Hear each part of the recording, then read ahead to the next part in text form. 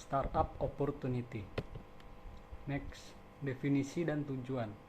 Metode ini diciptakan oleh pembuat buku The Smarter Startup, Neil Quebec dan Sonia Zheng, guna membantu para pelaku bisnis untuk menemukan kesempatan membangun startup dengan cara yang sistematis. Di dalamnya terdapat pemanfaatan metode bisnis model archetypes dan startup opportunity scorecard untuk mengidentifikasi dan mengevaluasi ide. Metode ini digunakan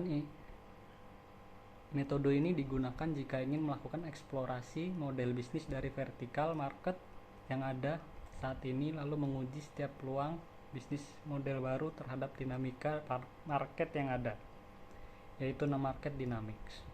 Next, variable startup. Customer pelanggan ideal menginginkan sesuatu yang belum ada di pasar. Di sisi lain, ukuran pasar ini harus sesuai dengan kemampuan tim dan dalam bersaing dan berkemampuan untuk memberikan pemecahan masalah.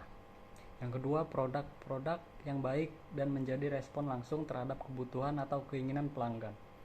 Jika nilai produk sangat sesuai dengan solusi baru tim, alasan untuk membeli akan lebih menarik. Yang perlu dipertimbangkan adalah dari segi biaya dan kemudahan solusi yang digunakan dan dipahami penggunanya. Yang ketiga, teaming.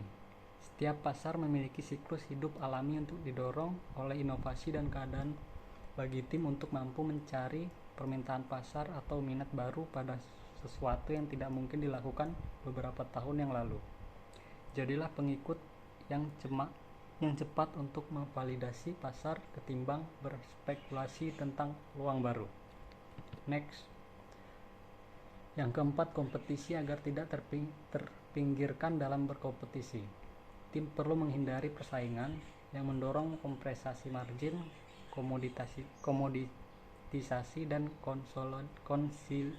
konsolidasi pasar. Carilah pasar yang tidak efisien di mana masih memiliki peluang untuk berkecimpung dan temukan cara untuk mengembangkan keunggulan kompetitif yang berkelanjutan.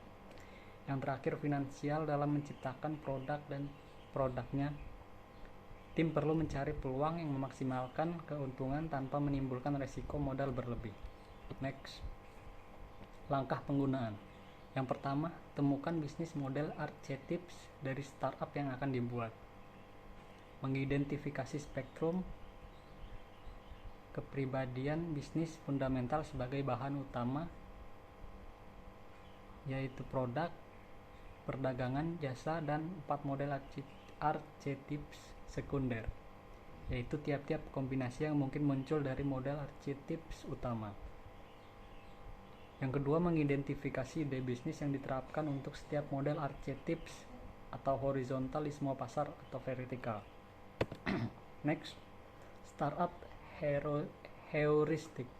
6 dinamika pasar yang merupakan seperangkat dampak yang diketahui perlu dipertimbangkan sebagai faktor sukses yang dapat digunakan untuk mengevaluasi potensi ide.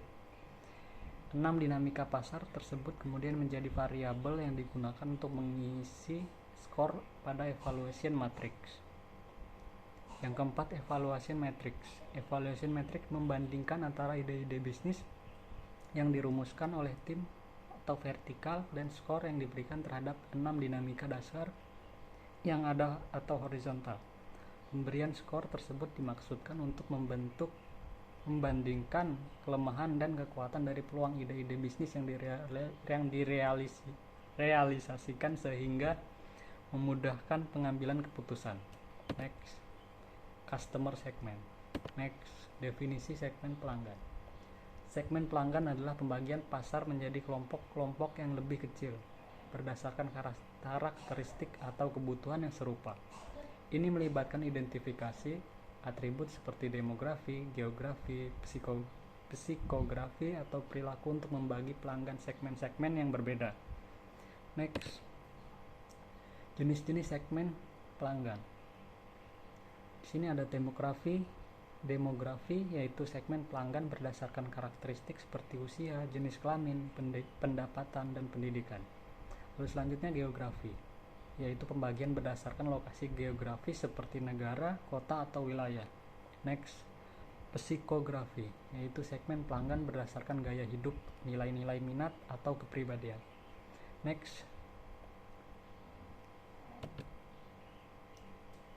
analisis segmen pelanggan. Analisis segmen pelanggan adalah cara untuk mengelompokkan pelanggan berdasarkan kesamaan dalam karakteristik atau kebutuhan. Langkah-langkahnya termasuk mengidentifikasi variabel seperti demografi, geografi, psikografis, atau perilaku, lalu mengumpulkan data untuk memahami profil pelanggan. Kemudian pelanggan dikelompokkan ke dalam segmen-segmen yang lebih kecil berdasarkan informasi. Next, strategi berdasarkan segmen pelanggan. Penyesuaian produk, yaitu mengubah produk atau layanan agar sesuai dengan kebutuhan setiap segmen. Selanjutnya, penetapan harga yang sesuai. Menetapkan harga berdasarkan nilai dan sensitivitas harga dari masing-masing segmen. Distribusi yang tepat, yaitu memilih saluran distribusi yang disukai oleh setiap segmen. Lalu selanjutnya, promosi khusus, yaitu menawarkan promosi atau diskon yang sesuai dengan kebutuhan dan preferensi setiap segmen. Lalu yang terakhir, layanan pelanggan yang disesuaikan, yaitu memberikan layanan pelanggan yang responsif sesuai dengan kebutuhan masing-masing segmen. Next, empathy map. Pengertian empathy map. Empathy map adalah alat visual yang digunakan untuk memahami pengalaman dan perspektif pelanggan atau pengguna terkait dengan produk atau layanan. Empathy map dibagi menjadi 4 area utama, yaitu saying, apa yang mereka lihat, saying, apa yang mereka katakan, thinking, apa yang mereka pikirkan, dan doing, apa yang mereka lakukan. Next, manfaat empathy map. Memahami pelanggan lebih baik, yaitu empathy map membantu tim memahami emosi, kebutuhan, dan motivasi pelanggan secara mendalam. Lalu mengarahkan strategi pemasaran dengan wawasan dari empathy map, perusahaan dapat menyusun strategi pemasaran yang lebih tepat sasaran. Lalu selanjutnya, mendorong inovasi. Empathy map membantu mengidentifikasi peluang inovasi dengan memahami perspektif pelanggan. Next, elemen empathy map. Elemen empathy map terdiri dari 4 elemen utama, yaitu membantu dalam memahami pelanggan secara mendalam. Yaitu ada 4 kelompok ya. Yang pertama, saying atau melihat. Yang kedua, saying atau mengatakan. Yang ketiga, thinking, memikirkan. Dan yang terakhir, doing atau melakukan. Next, design thinking. Pengertian design thinking. Design thinking adalah metode untuk mengidentifikasi dan menyelesaikan masalah. Ia berorientasi pada kebutuhan pengguna dan menciptakan solusi yang inovasi dan efektif. Design thinking meliputi proses seperti analisis konteks, penemuan dan pembingkaian masalah, pembuat ide dan solusi, membuat sketsa dan menggambar, membuat model dan membuat prototipe, penguji, dan mengevaluasi. Next, tahapan design thinking.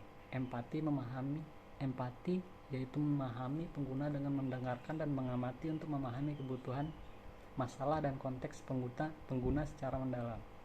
Definisi masalah yaitu mendefinisikan masalah secara spesifikasi berdasarkan pemahaman tentang pengguna dan tantangan yang dihadapi.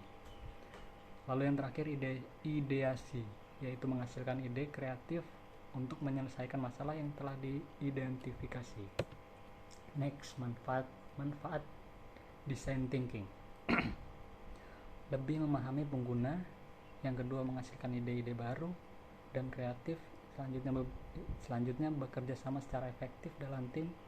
Lalu selanjutnya melihat masalah secara menyeluruh dan menemukan solusi yang lebih baik. Dan terakhir, menguji ide-ide pengguna untuk mendapatkan umpan balik langsung. Next, scamper. Pengertian scamper. Scamper adalah metode kreativitas yang membantu menghasilkan ide-ide baru dengan menggunakan 9 ide-ide baru dengan menggunakan 9 pendekatan berbeda. Metode ini dirancang untuk memicu ide-ide inovatif dalam berbagai konteks, seperti dalam bisnis atau pembelajaran. Next, Tujuan scamper. Tujuan dari scamper adalah untuk menghasilkan inovasi dengan cara memikirkan pertanyaan-pertanyaan ini dan menerapkan pendekatan-pendekatan kreatif ini pada produk atau ide yang sudah ada. Selanjutnya, elemen-elemen scamper. Yang pertama ada substitute atau menggantikan, yaitu menggantikan elemen-elemen yang berbeda untuk menciptakan sesuatu yang baru dan inovatif.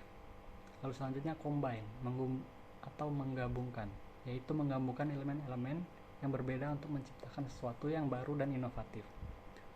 Lalu selanjutnya adaptasi, yaitu mengadaptasi atau menyesuaikan elemen-elemen produk layanan untuk menciptakan solusi yang baik. Dan yang terakhir modify atau modifikasi, yaitu memodifikasi atau mengubah elemen-elemen produk. Next, business model canvas. Pengertian bisnis model canvas. Bisnis model canvas atau BMC atau sebuah kerangka kerja yang digunakan untuk merencanakan dan mendesain model bisnis secara komprehensif dalam satu halaman.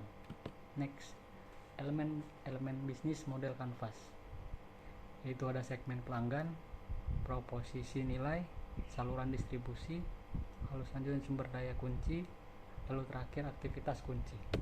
Next, value proposition dan customer segment dalam BMC.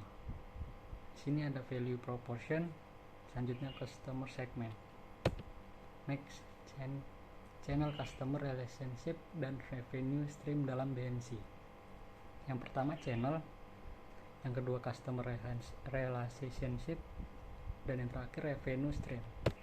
Next, key resource, key activities, dan key partnership dalam BMC, yaitu ada key research, lalu selanjutnya key activities, selanjutnya key partnership. Next, value proposition canvas. Pengertian value proposition canvas. Value proposition canvas merupakan sebuah alat yang membantu dalam memahami produk atau jasa secara mendalam, serta kebutuhan konsumen untuk menciptakan nilai sesuai dengan kebutuhan mereka. Komponen pada value proposition canvas terdiri dari customer segment atau customer profile dan value proposition map yang membantu dalam menjalankan kebutuhan pelanggan dan menciptakan nilai untuk mereka. Next, komponen value proposition canvas. Customer job dalam value proposition canvas mencakup tugas masalah atau keinginan yang ingin ditangani dan diselesaikan oleh pelanggan. Sementara value proposition menciptakan nilai bagi konsumen dengan menawarkan produk dan ide-ide terbaru untuk meningkatkan manfaat dan mengurangi masalah.